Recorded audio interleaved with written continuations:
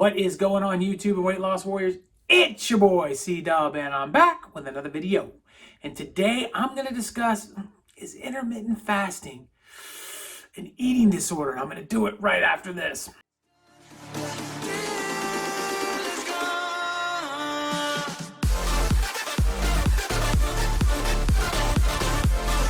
What is going on? My name is C-Dub, and if you're new to this channel, I lost 125 pounds eating just one meal a day, or OMAD. I'd like to welcome you to the channel.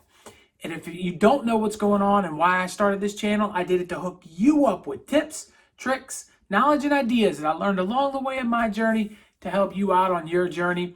And I'd like to welcome you to my subscribers, my weight loss warriors, the people that support this channel and come in and day out. I appreciate each and every one of you.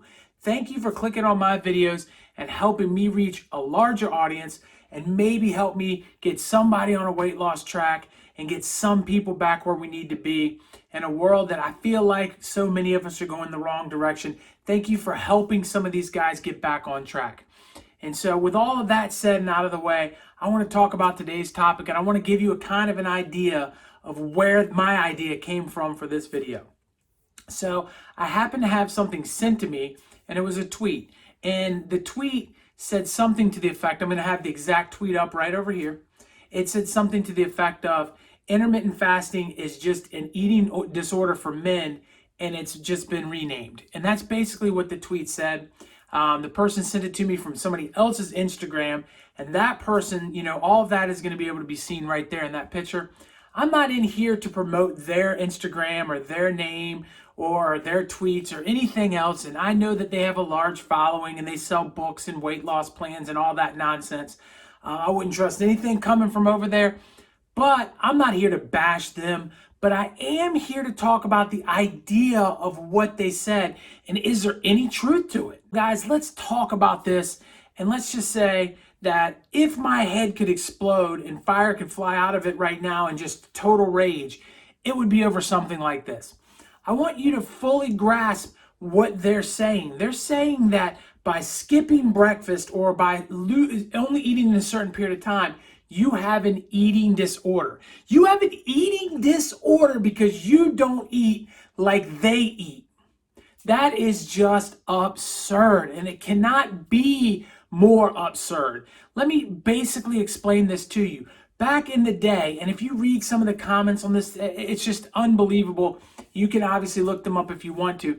But back in the day, we had to hunt our food all day long, and we might not have even gotten to eat. And that is where we started, and we evolved to the point we are now, where there's a fast food on every corner. And right now, you're just a phone call away from having food delivered to your house that's not good for you, that you can have access to at any time.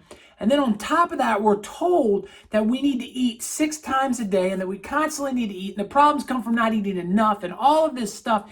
And we're just getting bigger and bigger and bigger. And it's just a ridiculous notion that by only eating part of the day, you have a disorder. When in reality, that's what we evolved to do. We came from only eating once in a while. And this is something else that just drives me crazy. It's the whole idea that intuitive eating, or if you're hungry, you eat concept, is a logical concept.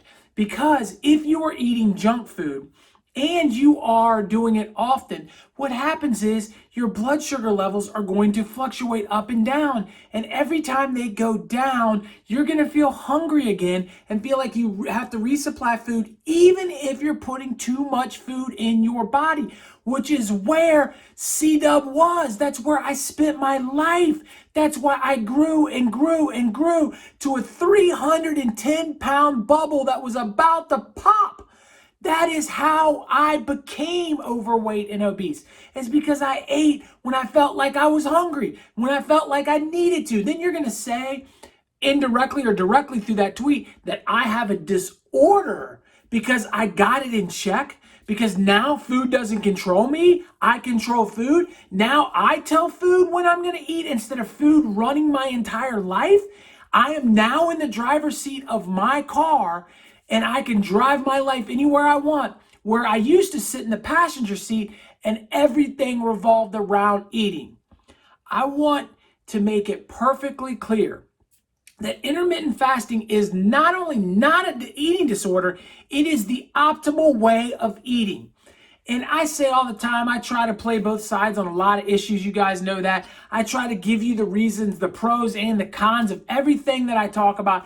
Even when I'm 100% in favor of one thing, I try to see the other side. I try to give you the information as best you can so you can make an informed decision. But in this particular situation, it's so far from reality that I cannot even go there.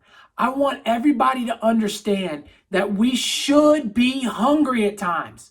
Our ancestors were hungry all the time. When did they get the choice of just having food at any access? Do you understand that they went out and if they killed a buffalo, they got to eat? And they got to eat for a long time, but then they may not have gotten to eat for an even longer period of time. And the fat that they stored on their body from the buffalo got them to the next meal. That is what the human body does. And when we're constantly feeding it, constantly on the phone, and calling the food up and going through the drive-thrus and eating all the bad food and doing all the processed junk that they want us to do, what ends up happening is we store it all for later and get bigger and bigger and bigger. That is an eating disorder.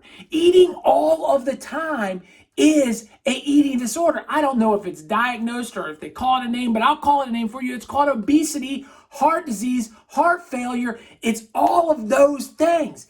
And until we wake up and realize that we eat too often, period. There's nothing else that you need to ever learn from C-Dub than this simple fact. As human beings on planet Earth in 2020, we eat too often. We do it too much. We don't allow our bodies to give ourselves a break. We don't know how to survive when our bodies are a little bit on the hungry side. And all of that is wrong. And if you're watching this and you're hungry and you want to go to the cabinet, don't.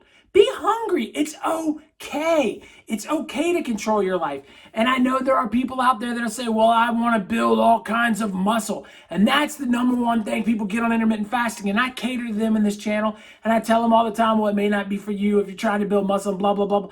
Listen to me. You can build muscle and do intermittent fasting. Eat less often. I didn't say less. I said less often. You should never gluttonize yourself to a point where you feel sick. You should be able to sit down and have a meal and get up and feel comfortable and not feel like you're going to die and not feel like, oh my God, I need to lay down and watch Netflix because I can't move. You don't want to eat to that level ever, OMAD or 16 and 8 or anything in between. You want to eat until you're right and get up and move on with your life, and then don't worry about food anymore.